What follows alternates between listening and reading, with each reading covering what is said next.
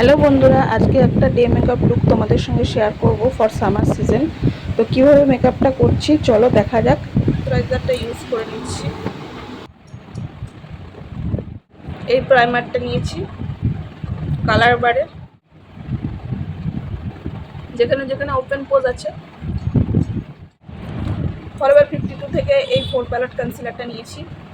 4 palette concealer থেকে আমি orange ক্যারেক্টারটাকে নেব না, এই দুটো ক্যারেক্টার দিয়ে আমি কনসিলিং করব। আর এটা দিয়ে আমার স্কিনের কালার অনুযায়ী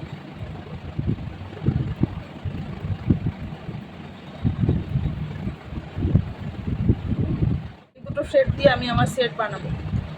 এটা হচ্ছে রিকোডের এসো পেস, সামারের জন্য এটা খুবই ভালো। আর তার সাথে আমি নিয়েছি মেবলিনের ফিটমি। এই দুটোকে মিক্স অ্যান্ড ম্যাচ করে আমি আমার শেডের কালার বানাবো। এবার আমি গোটা ফেসেই এটাকে লাগাবো।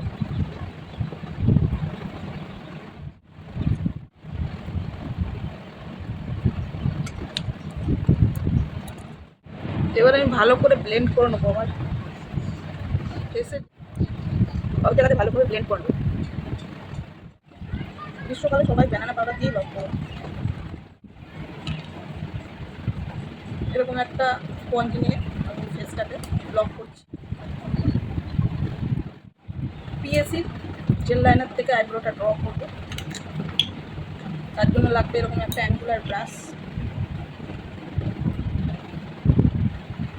আগে আঙুলের মধ্যে এইভাবে এরকম করে ঘষে নিয়ে তারপরে আইব্রোটা ড্র করলে হার্শ লাইন থাকে না।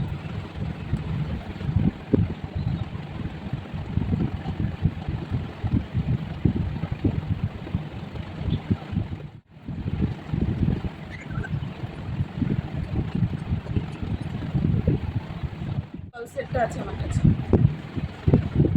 দেখায় লাইট পিঙ্ক কালারটা নেব। এই লাইট পিঙ্ক কালারটা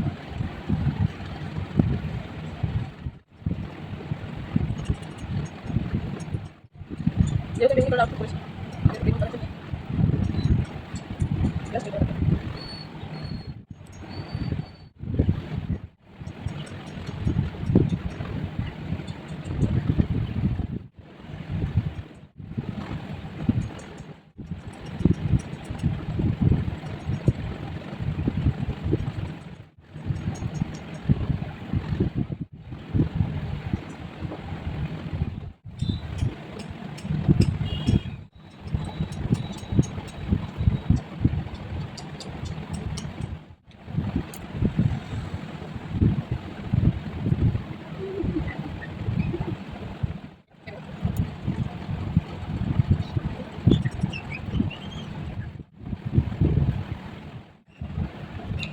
আমি হাইলাইটার ইউজ করব, কন্ট্রোল ইউজ করব।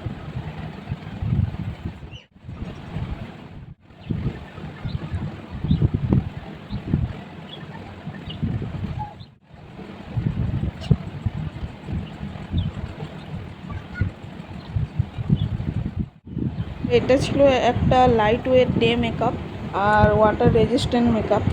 এটা আমি যত হাত দিয়ে ডলাডলি করছি কিন্তু মেকআপ কিন্তু উঠে আসছে না, আর সোয়েটও হচ্ছে না। সোয়েট প্রুফ মেকআপ করেছি কিন্তু রিজনেবল প্রাইসের মধ্যে।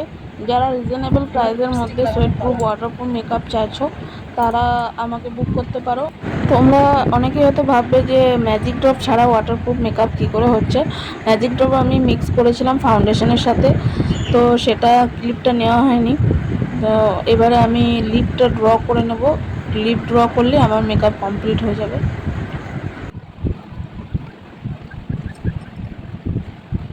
মেকআপ আমার পুরো কমপ্লিট হয়ে গেছে, এবার সিঁদুরটা পরে নেব। সিঁদুরটা না পরলে মেকআপটা কেমন আনকমপ্লিট লাগছিল।